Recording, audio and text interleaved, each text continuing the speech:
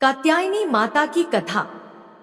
आज अश्विन माह शुक्ल पक्ष की षष्ठी तिथि है और आज ब्रज मंडल की अधिष्ठात्री देवी माता कात्यायनी की पूजा अर्चना एवं कथा का श्रवण किया जाता है।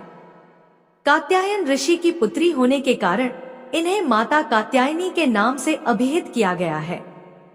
देवी भागवत पुराण के अनुसार नवरात्रि के छठे दिन जो साधक माता कात्यायनी की पूजा करते समय अपना सर्वस्व समर्पित करते हैं, उन्हें माता दिव्य दर्शन देती हैं और माता की कृपा से उन्हें अर्थ, धर्म, काम, मोक्ष इन चारों फलों की प्राप्ति होती है। जब तक वे जीवित रहते हैं, मृत्यु लोक में भी उन्हें स्वर्ग लोक के अलौकिक सुखों की प्राप्ति होती है। पूर्ण भक्ति और निष्ठा भाव से जो भक्तगण माता की पूजा करते हैं और माता कात्यायनी की कथाओं को सुनते या पढ़ते हैं, उनके जीवन से शोक, संताप, भय, निर्धनता सदा के लिए दूर हो जाते हैं और वे जन्म जन्मांतर के पापों से मुक्त हो जाते हैं। इनकी कृपा से सारे कार्य पूरे हो जाते हैं। माँ कात्यायनी अमोघ फलदायिनी है। प्रिय श्रोताओं, भगवान श्री कृष्ण को पति के रूप में पाने के लिए ब्रज की गोपियों ने भी माता कात्यायनी की पूजा की थी। इनकी पूजा काल यमुना के तट पर की गई थी, इसीलिए वह ब्रज मंडल की अधिष्ठात्री देवी के रूप में प्रतिष्ठित है। नवरात्रि के छठे दिन साधक अपने षष्टम चक्र, जिसे अजना चक्र कहते हैं, उस पर ध्यान केंद्रित करते हैं। माता का स्वरूप अत्यंत ही भव्य और दिव्य है, जो स्वर्ण के समान चमकीली और ज्योतिर्मय है। इनकी 4 भुजाएं हैं। दाएं तरफ का ऊपर वाला हाथ वर मुद्रा में है, माँ के बाएं तरफ के ऊपर वाले हाथ में तलवार है और नीचे वाले हाथ में कमल का पुष्प सुशोभित है। इनका वाहन सिंह है। इनकी भक्ति से वैवाहिक जीवन सुखमय हो जाता है और स्त्रियों को सदा सुहागन रहने का वरदान प्राप्त होता है। प्रिय श्रोताओं, त्याग की प्रतीक माता के इस रूप के दर्शन करेंगे हम माता कात्यायनी की कथा में, क्योंकि इस रूप को धारण करने हेतु माता पार्वती को अपने स्वामी महादेव एवं अपने दोनों पुत्रों कुमार कार्तिकेय और श्री गणेश से दूर होना पड़ा था। आप सभी भक्तगण इस कथा को बड़ी श्रद्धा तथा प्रसन्न चित्त मन से सुनिए। इससे सभी प्रकार की मनोकामनाएं पूरी होती हैं। कथा को आधा अधूरा छोड़ने का पाप न करें, इससे माता रानी का अनादर होता है। तो आइए माता रानी का ध्यान करते हुए कथा का श्रवण करते हैं। श्रोताओं, यह उस समय की घटना है जब संसार पर एक महा अत्याचारी महिषासुर का आतंक था। यह कथा इस प्रकार से है। रंभा नामक राक्षसी ने भगवान ब्रह्मा से वरदान के रूप में एक शक्तिशाली पुत्र प्राप्त करने के लिए कठोर तपस्या की और यही रंभा का पुत्र महिषासुर था। महिषासुर भैंसे से लेकर मानव तक किसी भी जानवर का रूप बदलने की क्षमता रखता था। इसी प्रकार एक बार महिषासुर ने भी भगवान ब्रह्मा को प्रसन्न करने के लिए कठोर तपस्या शुरू कर दी। जब अंततः भगवान ब्रह्मा प्रकट हुए तो महिषासुर ने अमरता का वरदान मांगा। भगवान ब्रह्मा ने यह कहते हुए इनकार कर दिया कि उनके पास ऐसा वरदान देने का अधिकार नहीं है, क्योंकि यह सृष्टि के नियमों के विरुद्ध है। अब तुम दूसरा कोई वरदान मांग सकते हो। इस पर महिषासुर ने अमरता प्राप्त करने का एक दूसरा तरीका खोजा। उसने भगवान ब्रह्मा से यह वरदान मांगा कि उसकी मृत्यु एक स्त्री के हाथों ही हो।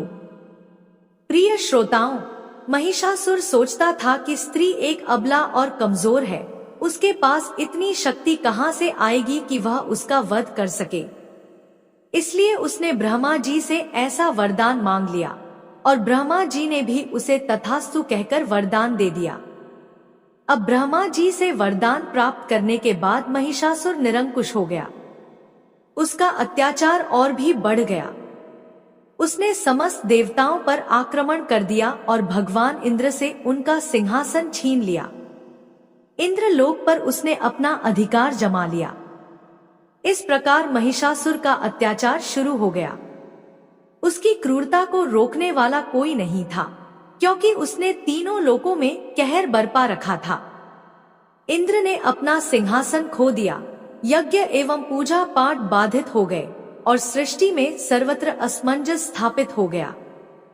प्रिय श्रोताओं, इसी बीच देवी के परम भक्त ऋषि कात्यायन देवी को अपने पुत्री के रूप में प्राप्त करने के लिए घोर तपस्या कर रहे थे एवं माता ने भी उन्हें वचन दिया था कि वे उनके पुत्री के रूप में अवतार लेंगी। अब ऋषि कात्यायन की कठोर तपस्या से प्रसन्न होकर माता पार्वती ऋषि कात्यायन के घर पुत्री के रूप में अवतार ले लेती हैं। अब ऋषि कात्यायन की पुत्री होने के कारण उनका नाम कात्यायनी पड़ा। उन्हें कात्यायनी नाम से अभिहित किया गया।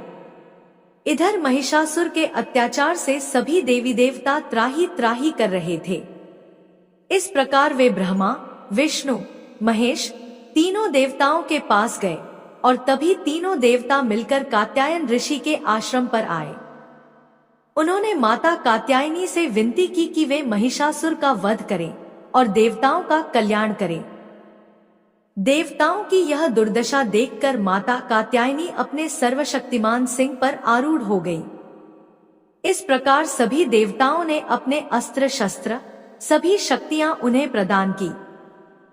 सभी शक्तियों से परिपूर्ण होकर सिंह पर आरूढ़ होकर देवी कात्यायनी विंध्याचल पर्वत की तरफ चल पड़ी। वहां जाने के बाद वे एक आसन जमाकर वहीं पर ध्यान मग्न हो गई। उधर जब महिषासुर के सेवकों की नजर उन पर पड़ी और उन सेवकों ने अपने राजा महिषासुर से देवी के बारे में बताया। अपने सेवकों द्वारा माता रानी के रूप की प्रशंसा सुनकर महिषासुर ने अपने सेवकों को पुनः माता रानी के पास भेजा, उनसे विवाह प्रस्ताव स्वीकार करने के लिए। इस प्रकार सभी सेवक माता रानी कात्यायनी के पास गए और उन्होंने महिषासुर का प्रस्ताव माता कात्यायनी के समक्ष रखा। तब माता कात्यायनी ने कहा कि मैं उसे ही वर दूंगी जो मुझे युद्ध में पराजित करे। इतना सुनने के बाद महिषासुर को बड़ा ही आश्चर्य हुआ। महिषासुर ने खुद को इतना बड़ा समझ लिया था कि वह एक महिला से युद्ध नहीं कर सकता था। उसने अपनी सेना उनसे युद्ध करने के लिए भेजा। कुछ ही समय में माता रानी ने सभी दैत्य सेनाओं का नाश कर दिया और चचोर, चमर और कई अन्य घातक राक्षसों को उनके द्वारा जमीन पर गिरा दिया गया। एक महिला द्वारा अपनी पूरी सेना को पराजित किए जाने का अपमान सहन करने में असमर्थ महिषासुर स्वयं युद्ध के मैदान में उनका सामना करने के लिए उनके सामने आया। क्रोध में अंधा वह मूर्ख विभिन्न रूप धारण करने लगा। कभी वह एक भयानक भैंसे में बदल गया, कभी एक हाथी, एक शेर और कई अन्य भयानक प्राणियों में। उसने देवी के सिंह पर आक्रमण करने के लिए छलांग लगाई। अपने क्रोध में महिषासुर ने युद्ध के दौरान पृथ्वी पर भयानक कंपन और अन्य आपदाएं पैदा कर दी। प्रिय भक्तों, वह कोई साधारण राक्षस नहीं था। इस प्रकार उसके और देवी के बीच 10 दिनों तक युद्ध चलता रहा। अंत में उसने हवा में एक लंबी छलांग मारी और माता ने अपने पैर से उसे जमीन पर गिरा दिया। जैसे ही वह भैंसे से इंसान में बदल रहा था, माता कात्यायनी ने अपना त्रिशूल उसकी छाती में घुसा दी। फिर उन्होंने उस दुष्ट राक्षस का सिर धड़ से अलग कर दिया। महिषासुर का वध करने के बाद सभी देवी देवता बहुत हर्षित हो गए और प्रसन्नता पूर्वक उनका जयकार करने लगे। ऋषियों ने अपने सिर झुकाकर उन्हें नमस्कार करते हुए उनकी स्तुति की। तीनों लोगों को व्याकुल करने वाले महिषासुर का माता रानी ने अंत किया। देवताओं को वरदान दिया कि जब जब देवता उनका स्मरण करेंगे तब तब माता रानी उन्हें संकटों से मुक्ति दिलाएंगी। प्रिय श्रोताओं, अन्य पौराणिक मान्यताओं के अनुसार इसीलिए इनको महिषासुर मर्दिनी कहते हैं, जिन्होंने यह व्रत सबसे पहले किया था। अब उसकी कथा सुनिए। इस कथा को सुनने के बाद माता कात्यायनी की कथा संपूर्ण होती है। एक बार एक बूढ़ी माँ ने नवरात्रि का व्रत किया। बड़ी ही भाव भक्ति से पूजा अर्चना की।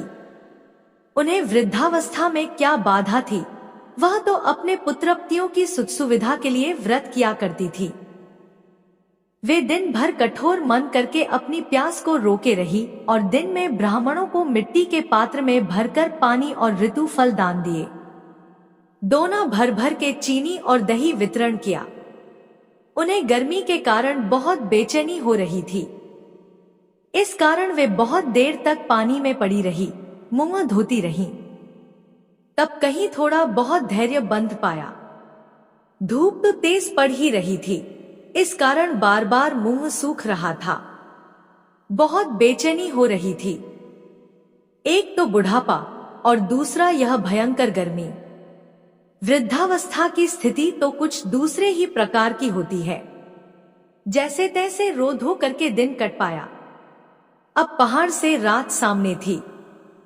उनका कटना बड़ा ही कठिन दिखाई दे रहा था। खटिया पर पड़े पड़े शांति नहीं मिल रही थी। वे बार बार करवट बदल रही थी। अनेक बार वे बाहर जाती और भीतर आती। उन्हें घर के अंदर शांति नहीं थी। वे खटिया पर पड़ी पड़ी माता का स्मरण करती रहीं। वे कहती रहीं, हे माता जी, आप मेरी लाज रखिएगा। आप ही मुझे शांति दे दीजिएगा, जिससे मैं यह व्रत कर सकूं और यह पहाड़ सी रात शांति पूर्वक व्यतीत हो सके। प्यास के कारण बूढ़ी माँ की बेचैनी तो बढ़ ही रही थी। उन्होंने धैर्य रखने का बहुत प्रयास किया, किंतु सहनशीलता की सीमा टूट गई और वे घबराकर एकदम चिल्ला उठी। बोली, बचाओ बचाओ। अम्मा का चिल्लाना सुनकर परिवार भर के नर नारी, बच्चे और पड़ोसी एकत्रित होकर बूढ़ी अम्मा के खटिया के समीप पहुंच गए। सबने पूछा, अम्मा, आपको क्या हुआ? आप क्यों चिल्ला रही हैं? आप इस अवस्था में यह कठिन व्रत क्यों कर रही हैं? लोगों ने कहा, अम्मा जी, शक्ति से ही भक्ति होती है। थोड़े ही देर में वे फिर से बोली, अरे, मेरे प्राण निकले ही जा रहे हैं। मेरी छाती पर ठंडे पानी का घड़ा रख दो। तब नातियों ने दादी की छाती पर ठंडे पानी का पात्र रख दिया। तब उन्हें कहीं थोड़ा बहुत आराम मिला और थोड़ी देर के लिए उन्होंने अपनी आंखें बंद कर ली। अब माता ने सोचा, यह बूढ़ी अम्मा है तो बहुत कठोर है, जरा जाकर उसकी परीक्षा लेनी चाहिए। वे आधी रात को मुर्गा बनकर टेर लगाने लगी। मुर्गा की आवाज सुनकर दादी जल्दी से उठीं और बाहर जाकर आसमान की ओर देखा, किंतु आसमान में कहीं उन्हें प्रातःकालीन तारा नजर नहीं आया। वे सोचने लगी, यह मुर्गा क्यों और कैसे बोल गया? उन्हें प्यास तो लग ही रही थी। थोड़ा बहुत उनका मन भी विचलित हो गया था। अंत में उन्होंने दृढ़ निश्चय कर लिया कि मैं अब व्रत को पूर्ण करके ही छोड़ूंगी, चाहे भले ही मेरे प्राण क्यों ना निकल जाए। यह सोचकर फिर वे खटिया पर शिथिल होकर लेट गई। थोड़ी देर में माता ने उनकी फिर से परीक्षा लेनी चाहिए। एक छोटी सी बालिका एक गिलास में शरबत लेकर उनके सिरहाने आकर खड़ी हो गई और जोर से बोली, दादी जी, सवेरा हो गया है, आप हाथ मुंह धोकर शरबत पी लीजिए। पहले तो शरबत का गिलास देखकर उनका मन मचल उठा, किंतु अचानक व्रत का स्मरण हो आया और उन्होंने सोचा कि मैं किसी भी प्रकार से अभी शरबत नहीं पी सकती हूँ। और वे शांति पूर्वक अपनी खटिया पर लेट गई। फिर थोड़ी ही देर में उन्हें ऐसा लगा जैसे किसी ने उन्हें पानी के कुएं में पलटा दिया हो।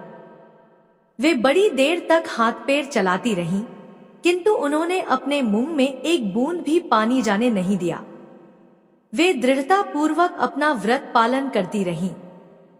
थोड़ी देर में ना जाने कहां से सामने आग जलने लगी, जिससे भारी गर्मी बढ़ने लगी। व्याकुलता के कारण प्राण निकलने लगे, किंतु बूढ़ी अम्मा का कुछ भी नहीं बिगड़ पाया। वे जहां की तहां मुस्कुराती हुई बैठी रहीं। थोड़ी ही देर में बाहर प्रकाश दिखाई देने लगा। ऐसा लगा जैसे सवेरा हो गया हो। बूढ़ी अम्मा ने जब बाहर निकलकर देखा तो समझ गईं कि अभी सवेरा होने में 3 घंटे की देरी है। यह जानकर वे शांति पूर्वक इधर उधर घूमने लगी। फिर माता यह बात अच्छी तरह से समझ गईं कि यह बूढ़ी अम्मा किसी भी प्रकार से अपने व्रत से नहीं टल सकती हैं। वे उनके सत व्रत को अच्छी तरह से समझ गई। अब सवेरा होते ही बूढ़ी माता ने स्नान किया, भगवान का पूजा पाठ किया, कथा सुनी, ब्राह्मणों को दक्षिणा देकर भोजन कराया। तब कहीं उन्होंने व्रत का पारण करके जल ग्रहण किया। कन्याओं को भोज कराने के बाद अम्मा ने स्वयं भोजन किया। उस श्रेष्ठ व्रत के प्रभाव से बूढ़ी अम्मा की आयु में वृद्धि हो गई। उनका घर परिवार हरा भरा हो गया। अब उनको कोई अभाव न रहा। वे हर तरह से सुख साधनों से संपन्न हो गई। नाती नातिन से उनका घर भर गया और वे व्रत के प्रताप से इस संसार में हर प्रकार के सुख भोग कर अंत में बैकुंठ धाम को चली गई। जैसे माता ने बूढ़ी माता और उनके परिवार को हरा भरा किया, ऐसे ही माता हम सभी की मनोकामनाएं पूर्ण करें। तो बोलिए, अम्बे मात की जय।